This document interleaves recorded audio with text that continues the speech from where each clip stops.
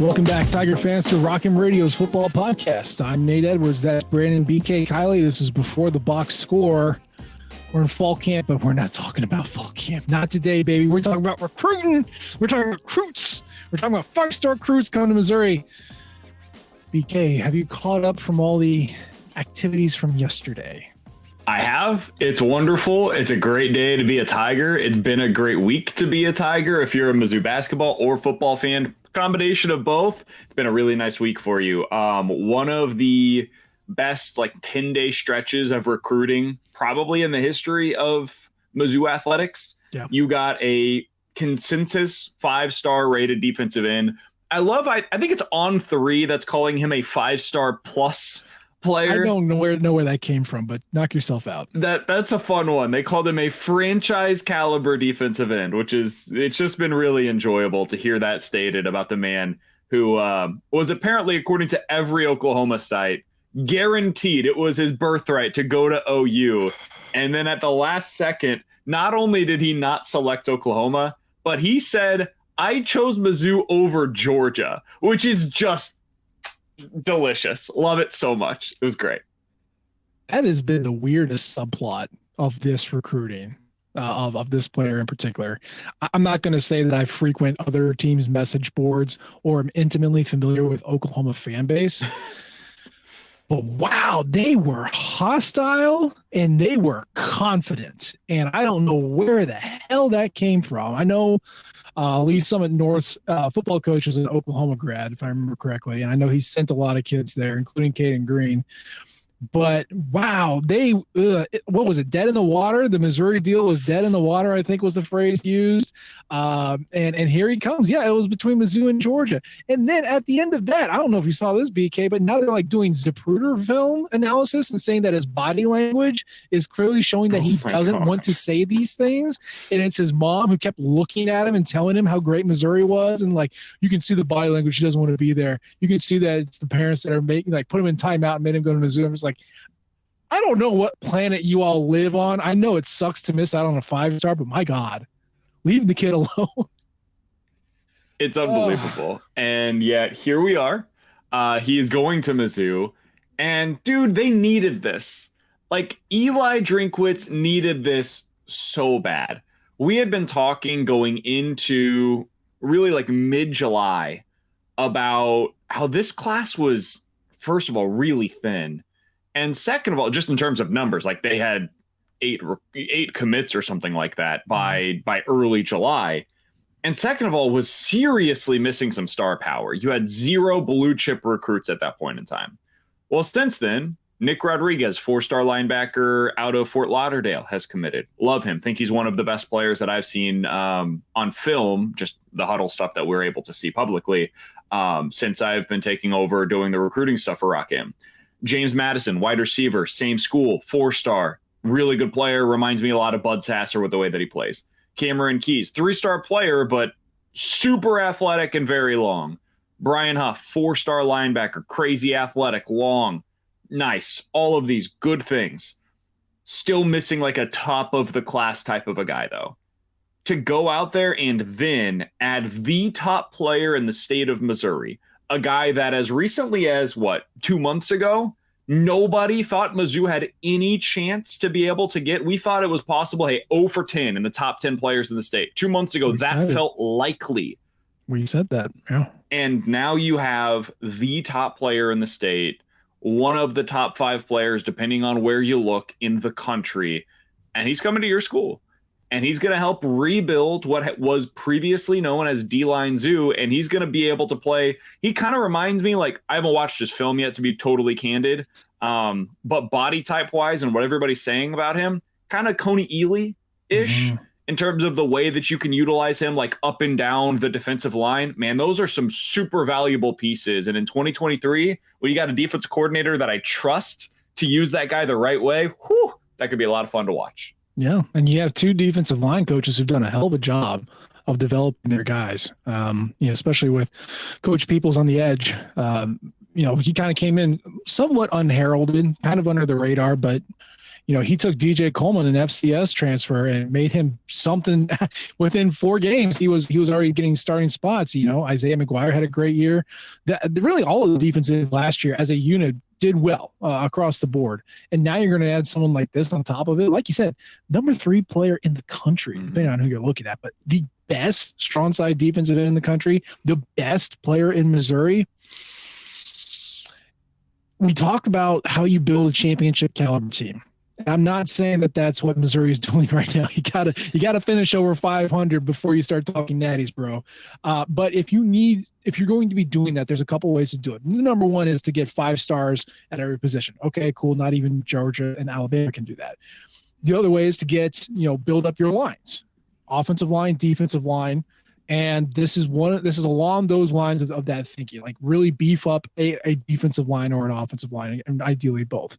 But, even then, you're probably not going to be able to do that. So what can you do? You can rip off a page from the Clemson model and then get the 4 and 5 stars that affect the passing game. Get a blue chipper quarterback, receiver, tackle, defensive end, cornerback. If you can focus your efforts on getting blue chippers there and then fill out the lines and the running backs and the linebackers and the safeties with good 3-star kids that buy into your system, buy into your program, buddy, you can get a little bit of a shortcut and you can have some dynamic players at where it matters the most, which is the passing game. And Missouri got a blue chipper on the receivers, just got the best defensive end out there, and could potentially get another great receiver, another 5-star receiver coming in. This is a great way of doing it. This is the way a lot of teams have done it when you're kind of in the middle of the pack program, and it's not coming together yet. He's not on campus till next year, but man, it is promising. It is good. Like you said, it's exactly what Eli Drinkwitz needed. This is one of those recruitments too. There are certain things. So let me give you a little anecdote first.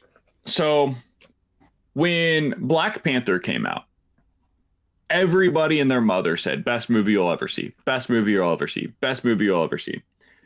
And so you have that as your expectation, right? You go see the movie, you're like, man, that was really good. But you almost feel kind of deflated because you're like, best movie I've ever seen feels a little strong for what was like a comic book movie, ultimately. Like, don't get me wrong. Great movie. Really enjoyed it. Would I put it up with like Shawshank? No, probably not. So it almost felt like below expectations because of the high praise that people placed upon it, right? And so when you get a recruitment like this, I bring that up because I had 0 expectations until the last like week and a half. Mm-hmm. Whereas with like Luther Burden, there was the long drawn out process. Dorial Green Beckham, long drawn out process of you feeling the entire time. And we've been kicked in the gonads a million different times with guys that kind of maybe made you feel like possibly they could end up at Mizzou and then picked the other school out of state, right? This was different. This was Williams Nwaneri did that to Oklahoma. Mm-hmm. He drags them along, maybe not intentionally, but this is just how recruiting works. And Oklahoma was viewed as the front runner almost the entire cycle for him.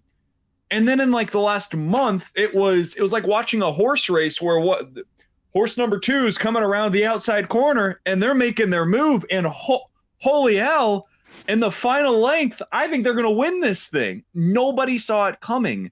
And that almost made it feel even sweeter because there were no expectations going into this thing that he would actually end up at Mizzou. So if we're just thinking about this from a perspective of like the feeling that you got when a commit actually made that announcement, there have been very few that made me feel as happy and excited and fulfilled as this one did.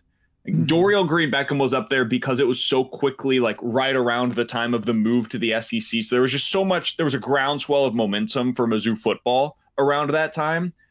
This one was probably like 2 after that, in terms of like the excitement level that I got because of it. Yeah. I mean, it's always exciting to get a 5-star. Sure. But the thing that's really important, I think, especially for this staff, is that when you have, and I know Josh wrote about this in his piece on Eli Drinkwitz, when you have blue chippers, and specifically 5-star guys coming to your school, it's easier for more 5 stars to start looking at your school and going, oh, yeah, I could I could see myself there. And I know this isn't the first. Luther wasn't the first. I understand that. Like it took Gary, 7 years until Blaine Gabbert, flipped from Nebraska to Mizzou after Missouri had that great 07 and then followed up with another like high expectations 08. And then once Blaine Gabbert committed, that was 2008. 2009, Sheldon Richardson turns around, does the same thing. Now I know he had to go the JUCO route before he eventually showed up, but still the point was first Blaine, then Sheldon. And then literally once Sheldon gets onto campus, then DGB comes the very next year in 2012. But then what? Then Gary retires and we got 4 years of Barry Odom and just with recruiting. Just 3 stars, 2 stars, 1 4-star maybe in there.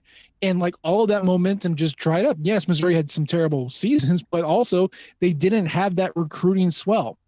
So it doesn't matter that Blaine and Sheldon and Doyle showed up, 10 years ago, 12 years ago at this point. You need to restart that cycle. And that has started again with Luther. Now you got Will on here, possibly Ryan Wingo. You start seeing this, and the guys who talk to themselves, they talk to each other. They go, okay, this can be legitimate. I can see myself going there because they did it, and they had whatever kind of career you have. So this is important just as a branding, as a marketing, as a messaging to others. Come to Mizzou, we can make it happen.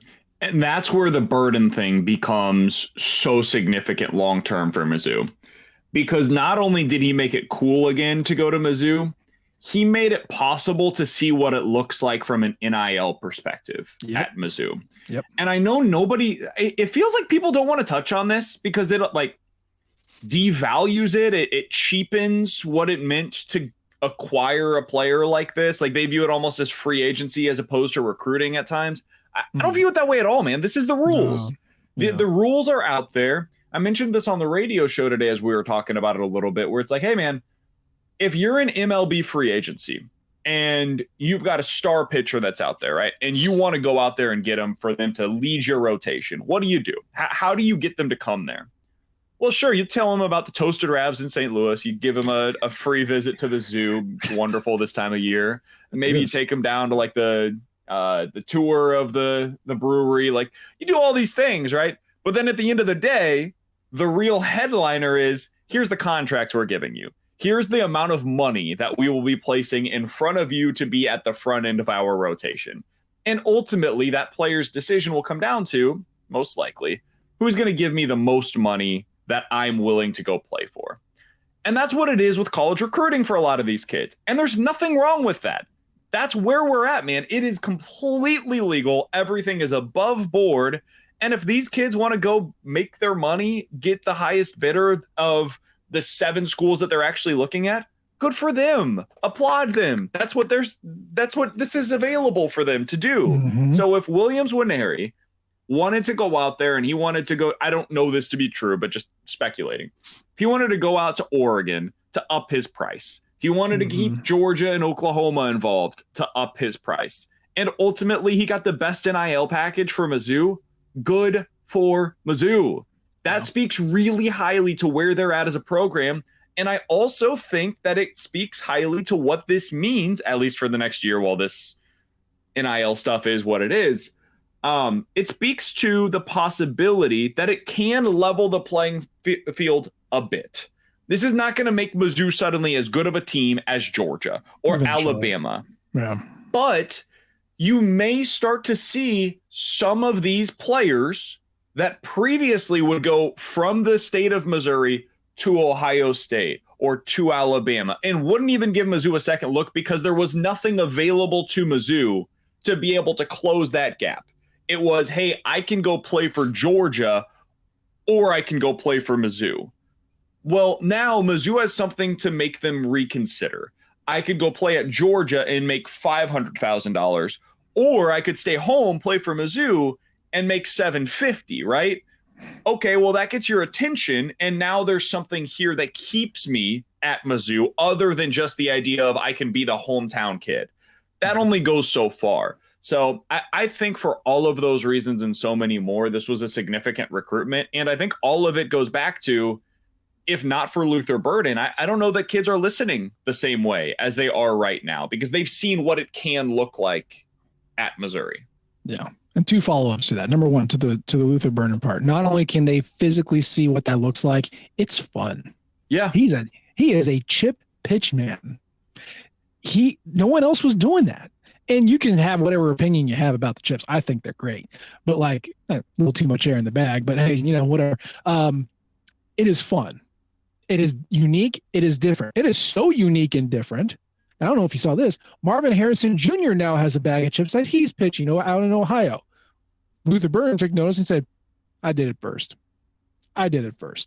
And you can say, okay, not only does Missouri apparently have the NIL money to pull recruits out of the grasps of Ohio State and Georgia, but they do it in a unique and fun way that we all remember, oh, these guys are 18 and 19, and they just like the attention too. Because every time he does an ad for Schnucks or whatever insurance agent, the Mizzou Online Mafia jumps in there and has a field day with it, which is exactly what he wants. So it's perfect. It's unique, it's fun, and it can keep up with the Joneses. Point number 2, you talk about leveling the field. Yes, I think eventually it will. Now we need a couple more local kids to spurn blue bloods before we get to this is actually happening. But this goes back to the point of regionality in college football and why what we talked about last time with the conferences collapsing. All those quarterbacks in California, they went to Georgia, they went to Alabama. They don't stay in California because the only path to the playoff was through an SEC school. If you have the ability to make money in your region, whether that's West Coast, Midwest, East Coast, South, whatever, these teams, Georgia, Alabama, Michigan, Ohio State, when the blue chip ratio started back in 2013, the highest it had ever been was 73%, and that was Alabama. Now there are 8 teams over 70% blue chip ratio, meaning all of the 4- and 5-star kids are going to 12 schools because that was the only path to the playoff. That was the only path to success. If you start siphoning that away, you create more opportunities for playoff entrance. You keep talented players back in their home schools or just not a school that's in the SEC or the Big Ten. All of a sudden, you have parity back in this sport. Not a ton, but a little bit. And NIL can help do that. It's certainly helping Missouri.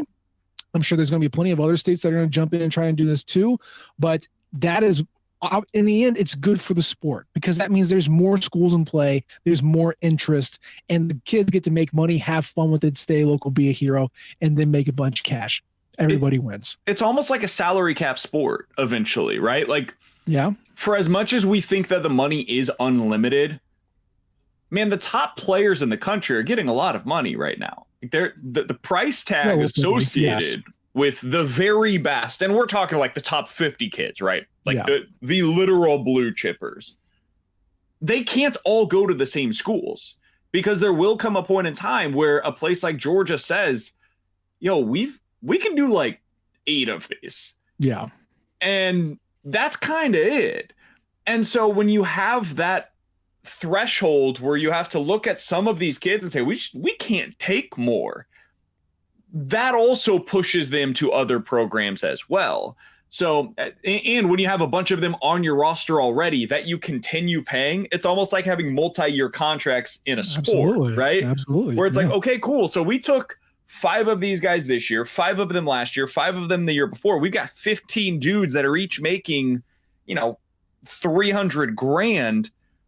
Man, this adds up quicker than we all thought it was going to. And don't get me wrong, you can find boosters, like you'll find a way to pay it. But it's just another way that this thing can get siphoned off a little bit. And to further that point, Nate, on the parity, and again, I don't want to go too far on this. I'm not suggesting that there's going to be 30 teams that are suddenly competing for a national championship every year. That'd be great. I'd love that. They're not. But I do think it can close the gap a little bit. It can help to make it for where Georgia, maybe if they were previously a 99 overall every single season, maybe now they're like a 95 because of this. And Mizzou, if they were an 80 in their pretty good years and like an 87 in their really, really, really good years, maybe now they can get up to a 90. And maybe the gap between them and Georgia, suddenly it looks a little slimmer in the best years for Mizzou.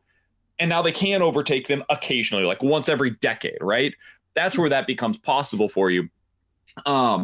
The other thing about that, the reason why that is possible is because you can also retain your own players a little better.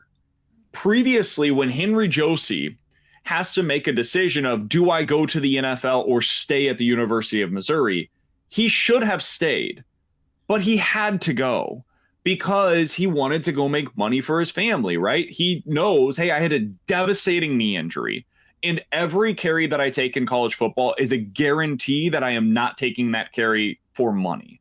So I got to take my chance and see if I can go make this thing work in the NFL. Whereas nowadays, if Henry Josie was at Mizzou today and was a junior and could make the decision of, hey, do I go try to be an undrafted free agent in the NFL or stay at Mizzou and maybe make $100,000 or $250,000 in guaranteed NIL money, he might stay, right? Mm-hmm. Like that makes the decision a little more interesting for him. Mizzou kept the players on defense for a reason. It's not as if all these guys just stayed out of their own like goodwill to the University of Missouri. A lot of them got a little something to make it worth their while. Mm-hmm. So that also is able to close that gap a little bit because you can keep guys on campus that are mid-round to late-round picks instead of for 3 years, for 4 years now.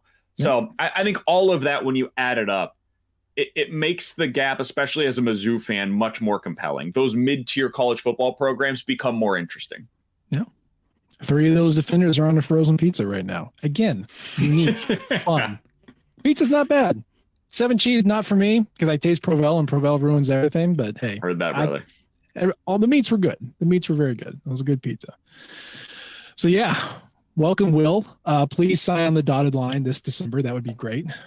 But hey, hopefully you're making some NIL now. And I don't know. He was a very quiet kid, and I was surprised by that. I feel like a lot of 5 stars a little bit more verbose, especially when you see these recruiting ceremonies. But he got to the point. He got it done. He seemed legit. I'm very excited he's with our team right now. So, but along the recruiting lines, that's not it. Because remember, that W flag stands for 2 different things. We knocked off one of them. The other one's potentially Ryan Wingo, who is another 5-star. He is another highly rated Missouri recruit. Williams, of course, was the number 1 guy in the state with a bullet, but not too far behind him. Ryan Wingo is the 18th best prospect in the country, 3rd best receiver in the country, and the 2nd best prospect in Missouri, playing for U City. So he is slated to commit in December. We'll see if that gets moved up or altered or whatever, but I see a lot of movement, at least on the recruiting sites, that are saying, oh, maybe there's something here. And on top of that, an Alabama legacy, Dre Kirkpatrick Jr. Yes, Dre Kirkpatrick, who was playing college football a couple of years once I got out of college, apparently has a kid who can now go to college and play football. So his son also has some movement towards Missouri. BK, we live in a world where Missouri can spurn Georgia and Oklahoma for a recruit. Multiple 5 stars will be interested in your team, and an Alabama legacy is considering to come play for Missouri. How does that make you feel? Feels good. I enjoy that quite a lot. This one I didn't see coming. Now, we've talked about the Wingo side of things, so we can set that off to the side for a moment because I think the momentum feels almost overwhelming at this point. There's a long way to go. We got to get to December. We'll see what happens there. And let's not totally give up on the Jeremiah McClellan thing either. I'm not expecting it, but it feels like there's enough buzz about the potential of him listening to Mizzou that let's just put it off to the side. We'll talk about that again as we get to like a Thanksgiving time. On the Dre Kirkpatrick side of things, that is surprising. That one I had just completely written off because when he got the offer from Alabama, it was like, well, his dad went to Alabama. He's a legacy. He's going to go to Alabama. Also, It's Alabama. So you just kind of assume cornerback playing for Nick Saban, legacy player. I wonder how this is going to end up. So I just completely ignored the recruitment. And now he's back on Mizzou's radar, and every single forecaster seems to be projecting he's going to end up at Mizzou later this week. So that'd be one hell of a get. Just keep adding the talent to this secondary, man. They have been collecting some really impressive players at the back end of their secondary right now. And he fits the profile that Blake Baker and the secondary coaches love. Is 6 foot, 186. He's a 5.53 star. But I mean, so was Enos Rakestraw, and Rake's pretty good. So this staff likes a certain type of player at corner, and they do really well with a specific type of player at corner. And Drake Kirkpatrick Jr. fits that bill. I'm as shocked as you that all the movement is pointing towards Missouri. We'll see what happens. That comes this Friday. But yeah, there's nothing wrong with adding an Alabama legacy to your staff or to your roster, especially with the pedigree like Drake Kirkpatrick Jr. It's just crazy. I think I was telling you, what was this, back in 2020? Eli Drinkwitz made me enjoy recruiting again. And it was really weird because I was, we grew up 20 years of Gary and Barry saying, oh, we're going to get 2 and 3 stars, we're going to develop. And I'm like, okay, cool. Now I'm following recruiting. Now I'm getting excited about blue chipper. Like, there's a legit possibility that they're going to actually end up on your roster. They're going to sign with your school. It's a fun time. And it's still fresh to me. And I say being overreacting to 17-year-olds picking your school, but it's great. And you cannot deny the recruiting momentum. The other thing that needs to come with that, though, is got to win some games. And I know NIL can make up a lot of that, but if you have a crushing disappointment, that's when the 5 stars go bye-bye. That's the biggest thing, man. We've seen, I mean, you can make a case that Eli Drinkwitz is the best recruiter that we've seen at Mizzou. Like, full stop, in terms of football. That doesn't matter, that doesn't matter if you don't win football games. Yeah, none of that matters. You can look at Tennessee, look at the record for Tennessee, and then go look at their recruiting rankings and ask yourself, wait a second, that guy got all the talent and then had those results? That doesn't make any sense. We've seen this before, where a guy comes in, has a bunch of recruiting success, and then loses games, and then gets fired. I do think that there is real potential for this team in 2023, though. Like, I don't want to completely write it off that they could go 8-4, maybe even better. And Nate, I know you're optimistic about this team as well. I am. But now they got to go do it. Last year, there was reason for optimism as well. And when you look back on those individual games, you can go through 4 or 5 of them. And you can say, hey, if 1 or 2 plays, that's it. 1 or 2 plays goes differently. That might have been an 8-4 team last season, maybe even a little bit better than that. But it didn't. Those plays didn't go your way. And until they start going your way, you're not going to be able to. I keep going back to it, that September 16th game against K-State. It is going to be tough as hell. K-State is a legit top 20 team in the country right now. They are a really good program with an excellent football coach who does nothing but win football games everywhere that he's ever been. God, that game feels big, dude. God, it feels big. You could gain so much momentum if you're able to find a way. Win that thing 13-12, I don't care. If you find a way to win the ugliest football game we have ever seen, God, will that carry momentum into the next few weeks? 9-6. Fine. UConn all over again. We've seen it before. Let's do it again. Yeah. I maintain my positivity, and by the time you hear this, the piece will be out. But my Count the F's piece goes tomorrow, and I know I am not the most unbiased source here, but you also know that I'm negative Nate. Yeah, I would go the opposite way. I would say you are the most unbiased source because your bias goes in the opposite direction of most Mizzou fans.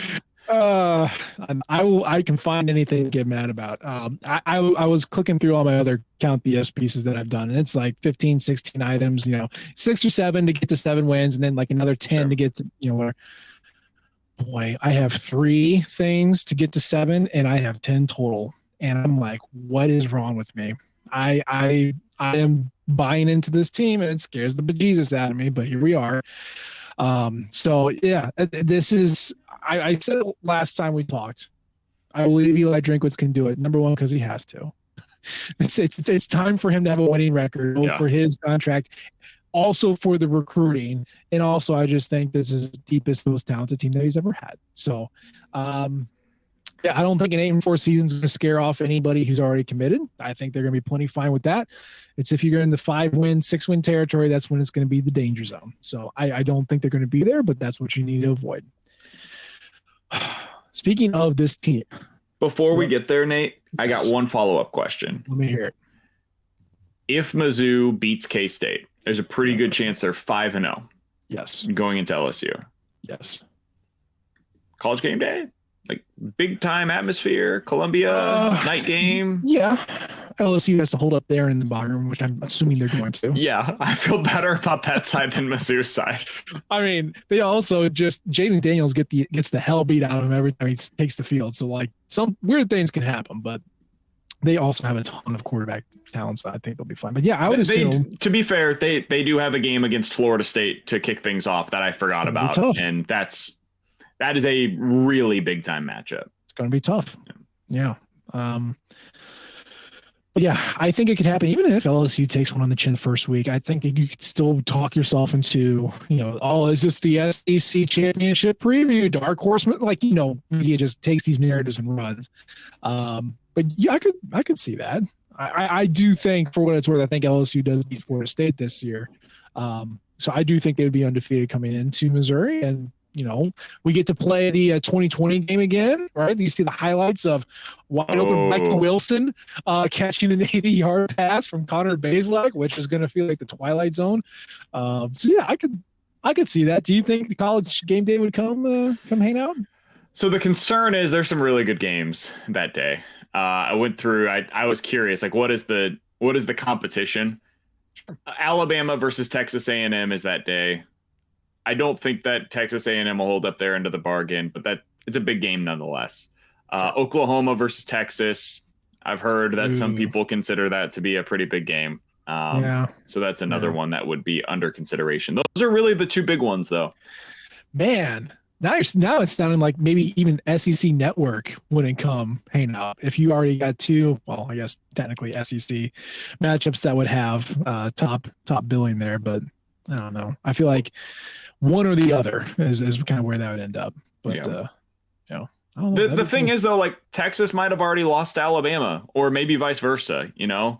So there's some big games early in the season that could also help to determine what ends up happening. In week 6 of the college football season, where hypothetically we might see something special on the quad at Mizzou again. Would you go if there was game day there? Would you go? I might want to be a part of that, because then you've got the potential of this being one of those seasons where everything just kind of falls your way, right? Mm-hmm. Because if you start out the season 5-0, let's count the Fs. And if you have college game day at LSU, we know what that scene's going to be like, dude. It's going to be one of the more electric crowds. It'll be like Georgia last year and then taken to another level. Mm-hmm. And that's what you could have at Faurot Field. So then after that, like Kentucky and South Carolina are winnable football games. Mm-hmm. And then you've got on the road at number 1 Georgia, and like maybe the next couple of games go poorly for you. But even then, even if they do against Georgia and Tennessee, 10-2 is on the table. So if you could go 10-2 and you had the chance to be able to go to the game where college game day was at the quad again, mm-hmm. I mean, it's hard to give that up, because we have now seen how rare that is, how few and far between those opportunities are at a school like Mizzou. Yeah. So I'd like to, especially because I could take a little boy there. Yeah, well, he wouldn't be staying, but that would be a heck of a trip for him. I'd want to go. I wouldn't take the kids, but I'd want to go. We'll see. You got to win the games first, and you got to put a team out to win the games. And speaking of that team, there's some interesting developments these past couple of days, specifically revolving around the offensive line. Because if you'll rewind the clock, you go back to the beginning of this year, and we were always talking about, the offensive line needs to improve. The offensive line needs to improve. We can't do that again this year, or else it's all going to fall apart. And what did Missouri do? Well, they got a new offensive line coach once theirs left for Purdue. They brought in a proven offensive tackle from Eastern Michigan named Marcellus Johnson. He's going to be helming the right tackle spot. Javon Foster came back. Xavier Delgado came back. That's great. Armand Mimbu's still here. EJ Ndoma Ogar's still here. You still have Connor Tollison and Drake Heismeyer. And we're like, we need to get a center. We got to get a center. Well, just so happened that our new offensive line coach had a guy who was in the portal named Cameron Johnson. He's like, we'll bring him in. So they did. Now, it doesn't matter that C. Johnson had been playing guard his entire college career. Hey, let's throw him in center. Let's see what happens. And now we're here to today. And very recently, Eli Drinkwitz said that Connor Tollison, the guy who started at center last year, Connor Tollison, is going to be the starter right now for this offensive line. And we don't hear Cameron Johnson being spoken for any of the other guard spots. So, BK, I'm asking, what the heck does all this mean?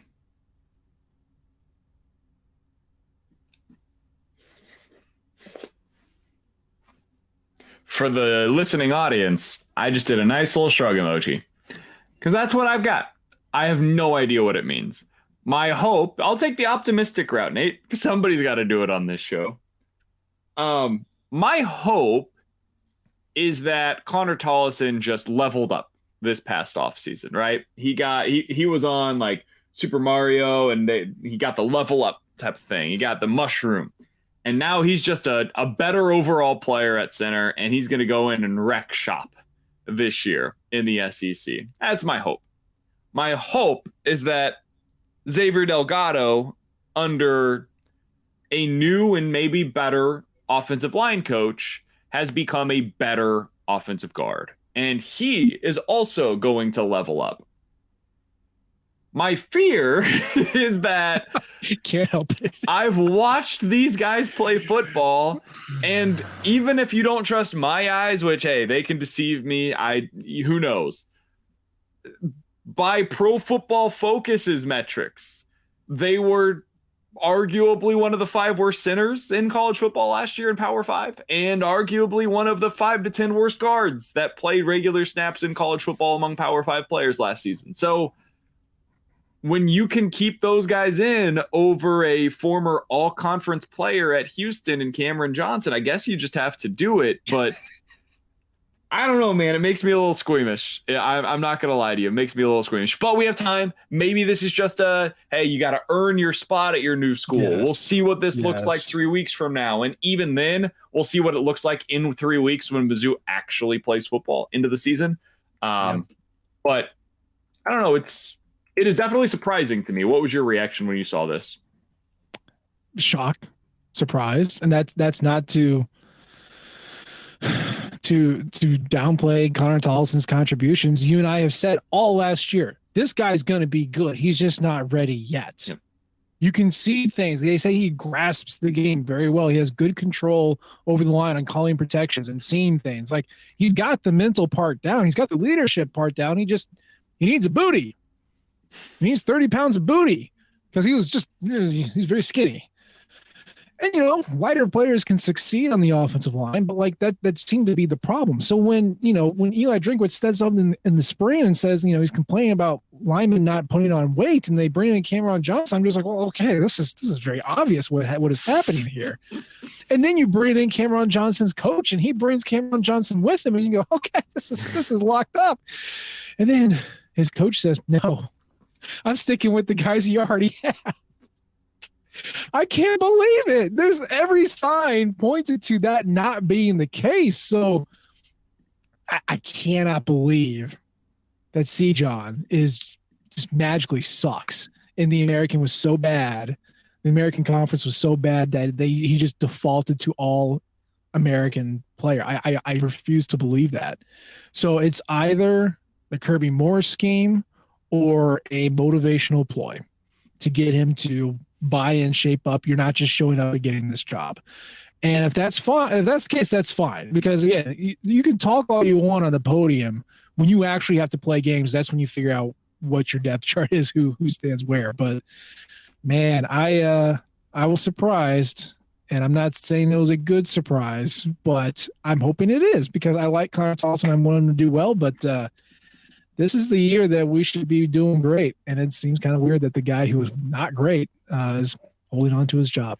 And that's why, like, we always talk about actions, not words, right? The actions will tell you how the team feels, not their words. Where are they recruiting? Where are they taking commits? Where are they looking for transfers? And in this case, what does the playing time look like? If you're looking at the playing time at practice that has been open to the media, the playing time has gone to not Cameron Johnson.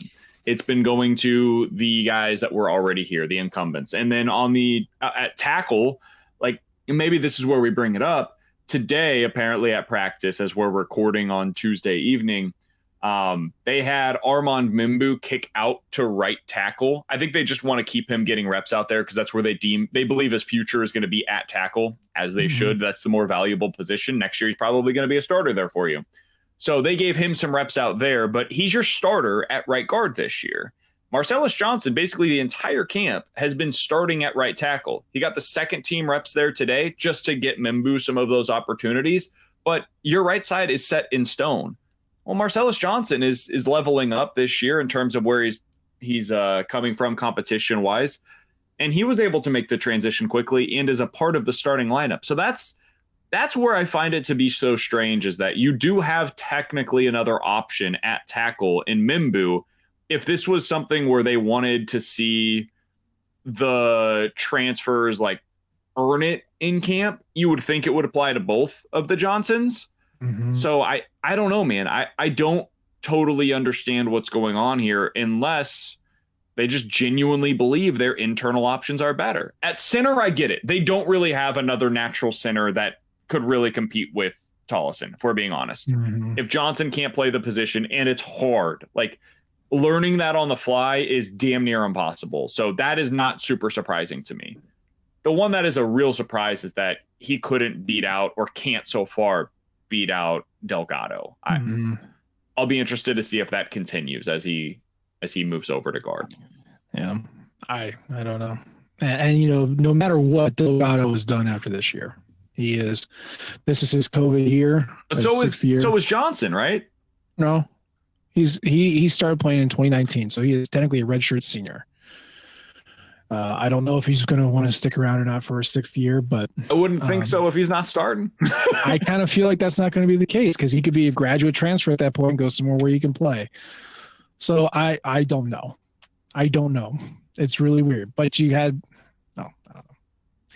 It's fun. It's fun. It's also August 15th, like we said.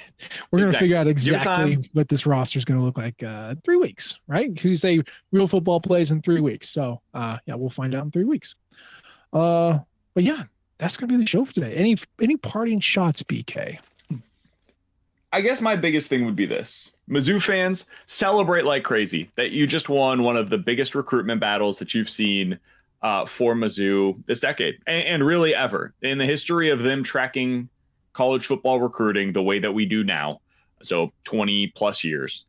This is one of the biggest that Mizzou has or will win. So enjoy it, celebrate it, rub it in the faces of all of those Sooner fans, because that's what recruiting is all about. Let's be honest. And enjoy like crazy, because there's going to be others like these that go the other direction. And we're all going to be bad about it, and we're going to be feeling then the way that Oklahoma fans feel today. So when you get the wins, celebrate them. You got to enjoy the little things in life, and this is one of those big things. Rule number 1, enjoy the little things. That's the show for today. As always, we appreciate the downloads and the subscriptions. You can leave a comment or rate us. We love all types of feedback from you all. You can follow us on Twitter. I'm at H.E. Edwards. He's at BK Sports Talk. And of course, you can follow the Rock M flagship at Rock M Nation and our podcasting outlet at Rock M Radio. We appreciate you tuning in this time. We'll try to do better next time. And until then, M-I-Z. Z-O-U. Thank you, everyone, for tuning into Rock M Radio, a proud partner of Fans First Sports Network. If you enjoyed this episode and would like to see more just like it beamed directly into your personal device, just click the subscribe button below. Beep. And you can find this podcast through the Apple Podcast app or for iPhone, or the Google Podcast app for Android, or whatever app you use to listen to your podcast. We are also available on Spotify. Just search for Rock M Radio. And if you like other sports, Fans First Sports Network is a podcast network that has coverage of all other teams, Major League Baseball, MLS, NFL, whatever you want to listen and read about. It is a great network full of really fantastic podcasts. So look them up and subscribe to any and all of those podcasts. Rock M Radio will be back with more episodes coming soon. Thanks.